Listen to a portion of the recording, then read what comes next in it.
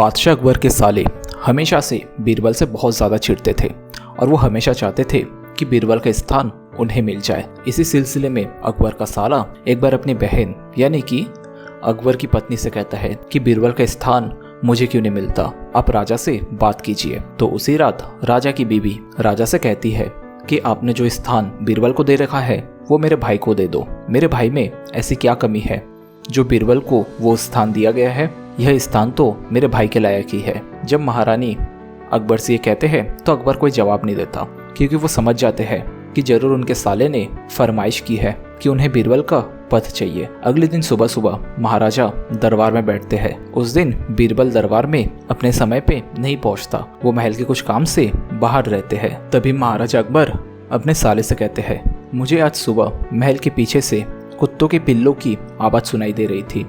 शायद कुतिया ने बच्चा दिया है, तो तुम एक काम करो, देख कर आओ और मुझे बताओ क्या यह सच है या मेरे कान बज रहे हैं। यह सुनते ही साले साहब चले गए। कुछ देर बाद वह लौट कर आए और महाराजा से बोले, हुजूर आपने सही फरमाया, कुतिया ने ही वहाँ पे बच्चे दिए हैं। तो महाराजा बोलते हैं, अच्छा कितने बच्चे? तो फिर उनके साले साहब बोलते हैं, हुजूर वह तो मैंने गिना नहीं, मैं गिन कर आता हूँ। तो वह गिनकर दोबारा महल पे आते हैं और महाराजा से कहते हैं, महाराजा कुल मिला के 5 बच्चे। तो उसमें महाराज कहते हैं, अच्छा उसमें से नर कितने थे और मादा कितने थे? फिर उनके साला कहते हैं, ये तो मैंने देखा नहीं, मैं एक बार देख के आता हूँ। तो वह जाते हैं और देख के आते हैं और आके महाराजा से कहते हैं, महाराज 3 नर और 2 मादा। फिर महाराजा कहते हैं, नर पिल्ले किस रंग के थे? तो उनके साला कहते हैं, हुजूर मैंने तो देखा नहीं, मैं फिर देख के आता हूँ। तो दोबारा जाते हैं और देख के आते हैं। फिर जैसे वो वापस आते हैं तो महाराजा फिर कहते हैं, बाकी के जो कुत्ते थे उनका रंग क्या है? तो इसमें उनका साला कहता है, हुजूर मैं देखा तो नहीं, मैं दोबारा देख के आता हूँ। तो उसमें महाराजा कहते हैं, तुम कुछ मत करो, अब बैठ जाओ। कुछ देर बाद ही बीरबल दरबार में आ जाता है। तब बादशाह बीरबल से कहते हैं, बीरबल आज सुबह सुबह मुझे महल के पीछे से पिल्लों की आवाज आ रही थी, शायद कुतिया ने बच्चे दिए हैं, जाओ देख कर आओ। तो बीरबल कहता है, जी हुजूर। ये कहते ही वो देखने चले जाते हैं और देख के वापस आते हैं और आके कहते हैं, हुजूर आपने सही फरमाया, कुतिया ने ही बच्चे दिए हैं। तो महाराज कहते हैं, कितने बच्चे हैं? तो बीरबल कहता है, हुजूर 5 बच्चे हैं। फिर महाराजा कहते हैं, कितने रंग, कितने नर है और कितने मादा है? इसमें बीरबल कहते हैं, हुजूर 3 नर है और 2 मादा है, जिसमें से 2 काले हैं और बाकी के बादामी है। तो बादशाह अकबर बीरबल से कहते हैं, ठीक है बैठ जाओ। ये कह के वो अपने साले की तरफ देखते हैं। उसका साला चुपचाप नजर झुका के अपनी मुंडी नीचे करके वहाँ पे बैठे रहते हैं। तब महाराज अकबर कहते हैं, यही अंतर है तुम्हारे और बीरबल में, जिस दिन तुम इस लायक हो जाओगे उस दिन तुम्हें तुम्हारा पद मिल जाएगा। और उसके बाद ये बात उनकी पत्नी तक चली जाती है और उनकी पत्नी दोबारा महाराजा को बीरबल का पद सौंपने के लिए नहीं कहती है। एक बार की बात है जब महाराजा अकबर अपनी बेगम से किसी बात पे बहुत नाराज हो जाते हैं और वह अपनी बेगम को हुक्म देते हैं कि कल सुबह होते होते तुम अपने मायके चले जाना और मैं दोबारा तुम्हें देखना नहीं चाहता हूँ। लेकिन बेगम को लगता है कि महाराजा शायद अभी गुस्से में है, इसलिए वो बोल रहे हैं, लेकिन सुबह तक उनका गुस्सा शांत हो जाएगा। लेकिन अगले सुबह बादशाह जब देखते हैं कि बेगम अभी भी महल में है तो वह दोबारा अपनी बेगम से कहते हैं कि मैंने तुम्हें कल हुक्म दिया था कि तुम इस महल को छोड़ के चले जाओ और जो भी तुम्हारे मनपसंद चीज है वो भी तुम अपने साथ लेके जा सकते हो और दोबारा मैं तुम्हें नहीं देखना चाहता। यह सुनकर बेगम को बहुत बुरा लगता है और वो दूसरे कक्ष में चले जाते हैं और जाके अकबर को फोन करते हैं और फोन में कहते हैं कि तुम जल्दी महल में आ जाओ। और यह सुनकर बीरबल तुरंत महल में आ जाता है और आके महारानी से कहता है कि महारानी आखिर बात क्या है, आपने क्यों मुझे इतने रात को फोन किया? तो इस पे बेगम कहती है कि महाराजा ने मुझे हुक्म दिया है कि मैं कल सुबह होते होते इस महल से चले जाऊं और जो भी मेरी मनपसंद की चीजें हैं वो मैं यहाँ से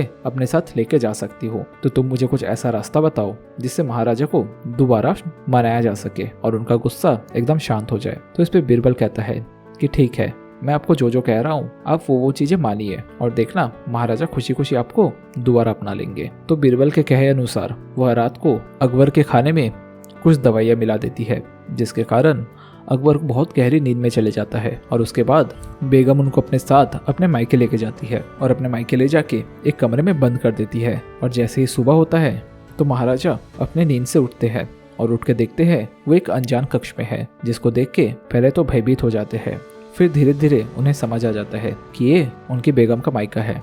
तो वह जोर से चिल्लाते हैं कि कक्ष में कोई है। तो महारानी तभी कक्ष के अंदर आती है, जिसको देख के महाराजा बहुत गुस्सा हो जाते हैं और कहते हैं कि मैंने तुम्हें जाने को कहा था, तो तुम मुझे इस तरीके से अपने मायके कैसे लेके आ सकते हो। तो इस पे बेगम मुस्कुराती है और कहती है, महाराज आपने मुझे हुक्म दिया था कि मैं सुबह सुबह आपके महल से चले जाऊं और मेरी मनपसंद चीजें मैं अपने साथ लेके जा सकती हूँ, तो मैंने महल से सिर्फ आपको लाया है क्योंकि आप मुझे सबसे ज़्यादा पसंद है और आपके बिना मैं नहीं रह सकती। यह बात सुनकर अकबर का गुस्सा एकदम शांत पड़ जाता है और वह मुस्कुराते हैं और अपनी बेगम से कहते हैं, कोई बात नहीं, अब मैं अपनी मनपसंद की चीज़ें यहाँ से लेके जाऊंगा। ये कह के वो अपनी बेगम को लेके दोबारा महल में आ जाता है। अब दोस्तों आप सोच रहे हो कि अकबर बीरबल के ज़माने में फ़ोन कैसे आ गया, तो दोस्तों मैंने जानबूझ के ये कहा ताकि आपको ये समझ आए कि ये कहानी है, ये सच्ची स्टोरी नहीं होती है। बहुत लोग मुझे कमेंट करते हैं कि आप जो कह रहे हो ये कभी हुआ ही नहीं है, तो हाँ नहीं हुआ है क्योंकि ये कहानियाँ है और कहानियों में इंसान भी हवा में उड़ते हैं। तो कहानी को कहानी तक रहने दो, जात पात लेके नीचे कमेंट मत करो क्योंकि ये सिर्फ एक कहानी है और कहानी को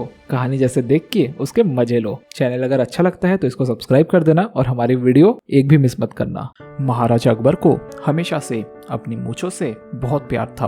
वो कहीं भी जाते थे तो अपनी मूंछें वो तान के ही चलते थे और सच बोलूं तो महाराजा की पहचान ही उनकी मूंछें थी। लेकिन एक बार की बात है जब महाराजा अकबर सुबह सुबह दरबार में आते हैं और वो थोड़े से गुस्से में दिखाई देते हैं, तो वहाँ पे एक व्यक्ति बैठा महाराजा से पूछता है, अरे महाराज आखिर बात क्या है, आज आप बड़े उदास लग रहे हो।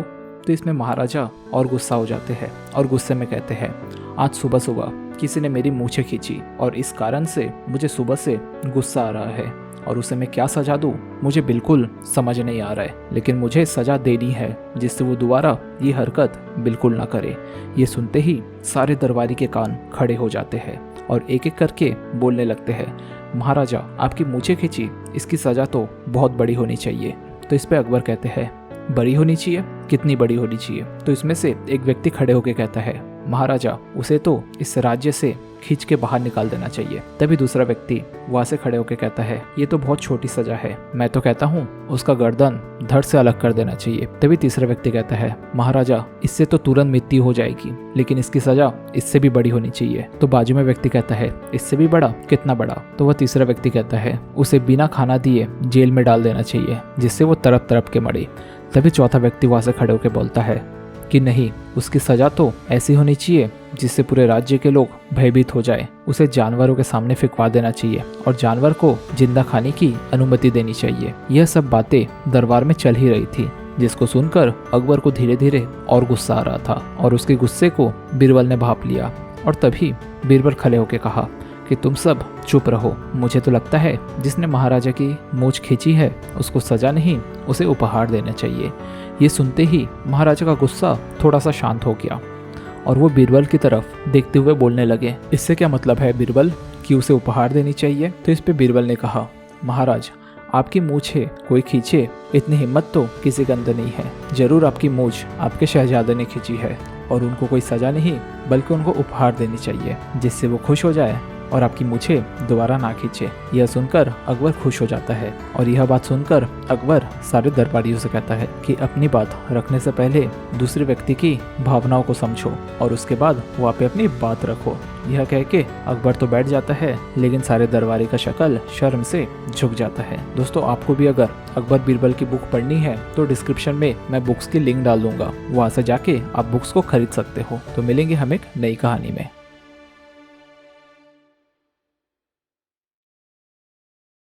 एक बार की बात है जब बादशाह अकबर बाजार में जाते हैं और वहाँ पे वो देखते हैं कि एक पान वाला वहाँ पे बड़ा ही स्वादिष्ट पान बना रहा है। तो अचानक बादशाह को भी पान खाने का मन कर जाता है और वो उस दुकान में जाते हैं और जाके बोलते हैं कि मुझे भी एक पान बना के खिला दो। तभी दुकानदार जल्दी जल्दी में एक पान बनाता है, बना के महाराजा को देता है और महाराजा उसको कुछ समय तक चबाते हैं और चबाने के बाद वो हुक्म देते हैं कि तुम एक काम करो, कल आधा किलो चूना लेके मेरे दरबार में पहुंच जाना। ये बोल के महाराजा वहाँ से निकल जाते हैं। लेकिन वह दुकानदार को ये समझ नहीं आता कि महाराजा ने इतना चूना मंगवाया क्यों। तो वह अगले दिन सुबह सुबह अपनी दुकान खोलने से पहले वो बाजार में जाते हैं और जाके आधा किलो चूना लेके अपनी दुकान की तरफ आते रहते हैं। तभी रास्ते में उसे बीरबल मिलता है और बीरबल को कहता है, मंत्री जी आप कैसे हो। तो बीरबल कहता है, मैं तो बहुत अच्छा हूँ, तुम क्या लेने इतने सुबह सुबह बाजार जा रहे हो। तो वह दुकानदार कहता है, महाराजा ने मुझे हुक्म दिया है कि मैं आधा किलो चूना लेके महल में पहुंचूं। तो बीरबल इस पे कहता है, अरे आधा किलो चूना की क्या जरूरत पड़ गई। तो फिर वह दुकानदार कहता है, मुझे नहीं पता, कल महाराज मेरे दुकान में आए थे और आके उन्होंने पान मंगवाया और मैंने जब उनको पान दिया वो चबा के कुछ समय बाद मुझे बोले कि तुम आधा किलो चूना लेके मेरे महल पहुंच जाना। तो इस पे बीरबल कुछ सोचता है और सोचने के बाद उस दुकानदार से कहता है कि तुम कब आने वाले हो। तो वह दुकानदार कहता है, बस महल में मैं दोपहर के समय आने वाला हूँ। तो इस पे बीरबल कहता है, जब भी तुम महल में आओ तो ये याद रखना, पेट भर के घी खा लेना और उसके बाद महल में आना। तो वह दुकानदार नहीं समझ पाता कि आखिर बीरबल ऐसा क्यों बोल रहा है, लेकिन उसको लगता है कि बीरबल बहुत बुद्धिमान इंसान है, अगर वो ऐसा बोल रहा है तो उसके पीछे कुछ कारण है। तो वह दोबारा बाजार में जाता है और जाके ढेर सारा घी लेके अपने घर पहुंच जाता है और करीब दोपहर में वो पेट भर के घी खाता है और घी खा के अपने साथ वो आधा किलो चूना लेके महल में पहुंच जाता है। और महल में पहुंच के वो महाराजा से कहता है, महाराज आपने जो हुक्म दिया था वैसे ही मैं आधा किलो चूना लेके आपके सामने पहुंच गया हूँ। तो इस पे अकबर खड़े होते हैं और खड़े होकर कहते हैं, अब ये आधा किलो चूना को तुम खाओ। और यह शब्द सुन के वह दुकानदार डर जाता है, लेकिन महाराजा का हुक्म था तो मना करे तो करे कैसे। तो वह आधा किलो चूने को खाता है और खाने के बाद महाराजा देखते हैं कि इसको तो कुछ हुआ ही नहीं। तो इस पे महाराजा उस व्यक्ति से कहते हैं कि तुमको कुछ हो क्यों नहीं रहा है। तो इस पे वह व्यक्ति कहता है, महाराज क्योंकि मैंने पेट भर के घी खा के आया है, जिसके कारण इसका कोई असर मेरे ऊपर नहीं हो रहा है। तो इसमें महाराजा बोलता है, तुमने घी खा के आया है, क्यों, तुमको क्या पता था मैं क्या करने वाला हूँ। तो इसमें वह व्यक्ति बोलता है, नहीं महाराज मुझे इसका कोई अंदाजा नहीं था। तो इस पे महाराजा बोलता है, तो तुमने घी क्यों खाया। मुझे रास्ते में एक बुद्धिमान व्यक्ति मिला था जिसने मुझे कहा कि मुझे घी खाना चाहिए और उसके बाद महल पहुंचना चाहिए। जैसे ये बोलता है तो पीछे से बीरबल इशारे में बोलते हैं कि मेरा नाम मत बोलना। तो इस पे अकबर सोचते हैं कि पता नहीं वह व्यक्ति कौन था, शायद इस व्यक्ति के माथे पे ये लिखा था कि इसको सजा नहीं मिलनी चाहिए। यह बोल के वो उस व्यक्ति को महल से जाने बोलता है। तभी अगले दिन सुबह सुबह वह व्यक्ति बीरबल के घर पहुंच जाता है और जाके बोलता है कि आखिर बात थी क्या, महाराजा ने मुझे सजा क्यों दिया, और सजा दिया तो दिया, आपको कैसे पता था कि महाराज मुझे ये सजा देने वाले हैं। तो इस पे बीरबल मुस्कुराते हैं और बोलते हैं कि बात ऐसी है कि महाराजा के मुंह में उसी दिन छाला आ गया, जिसका कारण तुम्हारा चूना था और इसीलिए महाराजा ने तुम्हें चूना खाने को कहा। और जब तुमने रास्ते में मुझे बताया कि महाराजा ने तुम्हें बुलाया है तो मैं समझ चुका था कि महाराज तुम्हें चूना खिलाने वाले थे, लेकिन मैं नहीं चाहता था कि तुम्हें कोई तकलीफ हो। ये बोल के बीरबल मुस्कुराते हैं। उसके बाद वह व्यक्ति कहता है, बीरबल तुम सिर्फ महाराजा के नहीं बल्कि हम जनता की बहुत ज़्यादा सेवा करते हो। और वो धन्यवाद कह के वहाँ से चले जाता है। तो दोस्तों ये कहानी आपको कैसी लगी? अगर आपको ये कहानी पसंद आई होगी तो डिस्क्रिप्शन में और कमेंट सेक्शन में आपको हमारा व्हाट्सएप लिंक मिल जाएगा, तो वहाँ पे हमारे साथ आप जुड़ सकते हो, जहाँ पे हम कहानी के अपडेट्स देते हैं। तो मिलेंगे दोस्तों एक नई कहानी में, तब तक के लिए अपना ख्याल रखना।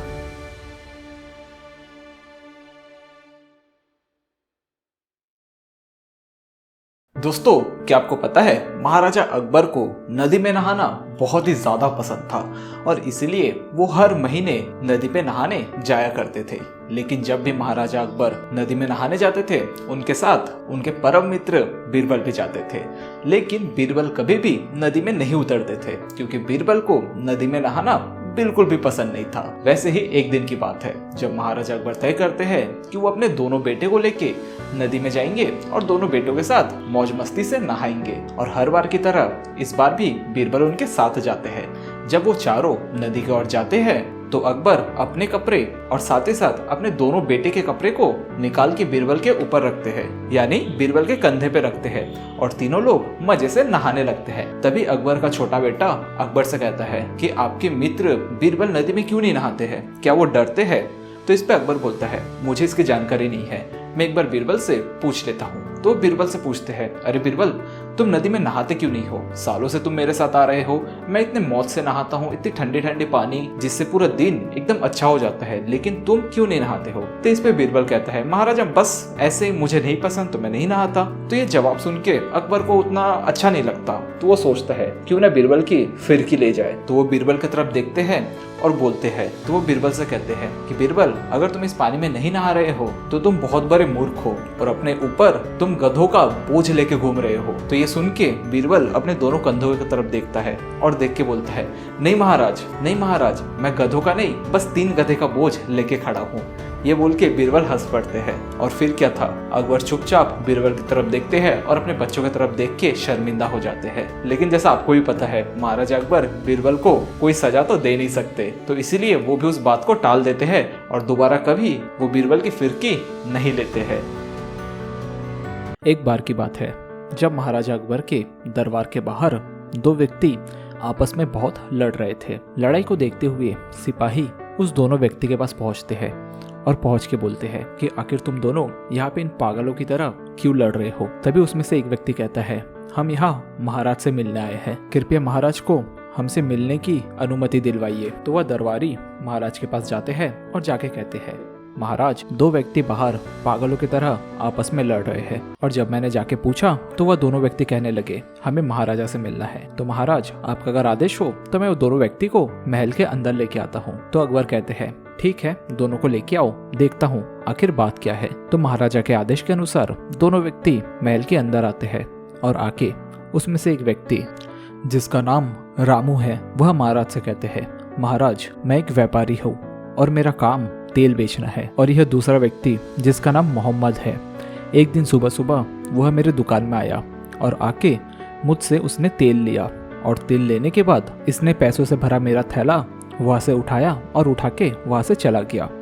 कुछ समय के बाद जब मैंने देखा कि मेरे पास वह थैला नहीं है तो मैं समझ गया कि मोहम्मद ने मेरे दुकान से वह थैला चुराया है। जिसके बाद मैं मोहम्मद के दुकान में गया, जो कि एक कसाई है, और जब मैंने इसको जाके बोला कि तुमने मेरा पैसा चुराया है, तो ये मानने को बिल्कुल तैयार नहीं है, बल्कि ये अपने आजू बाजू के लोगों को बुला के लाया और लाके बोलने लगा कि यह रामू मेरे पैसे चुराने की कोशिश कर रहा है। लेकिन महाराज, यह बिल्कुल झूठ बोल रहा है और मेरे पैसे अभी भी इसी के पास है। जिसमें मोहम्मद बात काटते हुए कहता है, महाराज, ये व्यक्ति बिल्कुल झूठ बोल रहा है। आखिर मेरा कसाई खाना है, मैं अच्छे पैसे कमाता हूँ, मुझे चोरी करने की क्या ज़रूरत है। मैं सुबह सुबह गया, इसके पास से तेल लेके आया। इसकी तेल की दुकान हमेशा खाली ही रहती है, कोई आता ही नहीं है, जिसके कारण ये भी चाहता है कि ये मेरे पैसे हथिया ले और इसको ये एक तरीका मिल गया है जिससे ये मेरा पैसा हथिया सके। ये कहते हुए महाराज से कहा, महाराज, कृपया आप ही निर्णय लीजिए, क्या मुझे अपने पैसे इसको देने चाहिए। यह सुनकर अकबर बोले, असल में मुझे तुम दोनों ही सच्चे लग रहे हो, तो इसका निर्णय करना तो बहुत ही ज़्यादा मुश्किल है, लेकिन मेरे पास एक व्यक्ति है जो दोषी को सामने ला सकता है। ये बोलते ही उसने बीरबल को बुलाया और बीरबल को बुला के पूरी कहानी समझाई कि आखिर बात क्या है। जिसमें बीरबल बोले, महाराज, इतनी सी बात, ये तो मैं चुटकियों में हल कर दूंगा। फिर अकबर हंस पड़े और कहा, ये तो मुझे पता है बीरबल, तभी तो मैंने तुम्हें बुलाया, लेकिन बात अब ये आती है कि तुम इस मुश्किल कड़ी को खोलोगे कैसे। तो इस पे बीरबल कहते हैं, महाराज, आप बस दरबारी से एक कटोरी में पानी लेके आने बोलिए और बाकी का काम मैं कर दूंगा। तो आदेश अनुसार दरबारी एक कटोरी में आधा भरा हुआ पानी लेके आता है। बीरबल उस कटोरी को लेके जमीन पे रखता है और वो मोहम्मद से कहता है कि तुम्हारे पास जो सिक्के हैं वो मुझे दो। फिर क्या था, मोहम्मद सिक्कों को उठा के बीरबल के हाथ में देता है और बीरबल सिक्कों को पानी के अंदर डालता है और डालने के बाद वो जोर जोर से मुस्कुराता है और मुस्कुरा के वो अकबर से कहता है, महाराज, दोषी मिल गया, यह मोहम्मद झूठ बोल रहा है, कृपया इसको कारखाने में डाल दिया जाए और रामू को उसके पैसे लौटाया जाए। अरे बीरबल, तुम क्या अब तांत्रिक बन गए हो, तुमने ये कैसे किया। तो बीरबल कहता है, महाराज, रामू तेल का काम करता है, इसका मतलब उसके पैसों में तेल तो लगे ही होंगे, और जब मैंने इन सिक्कों को पानी में डाला तो इसके ऊपर तेल बहने लगा। इसका मतलब ये है कि इस सिक्कों को पहले रामू ने हाथ लगाया और उसके बाद मोहम्मद ने, और इसीलिए इन सिक्कों से तेल निकल रहे हैं। तो इसका मतलब इसका असली मालिक रामू है। तो दोस्तों, आपको अगर अकबर बीरबल की कहानी पसंद आती है तो डिस्क्रिप्शन में अकबर बीरबल की बहुत सारी बुक आपको मिल जाएगी, वह क्लिक करके आप अमेज़न से इन बुक को खरीद सकते हो और पढ़ के आप मनोरंजन ले सकते हो। तो मिलेंगे दोस्तों एक नई कहानी में, तब तक के लिए अपना ख्याल रखना। आपने अगर सब्सक्राइब नहीं किया है तो सब्सक्राइब कर दीजिए। मिलेंगे हम एक नई वीडियो में।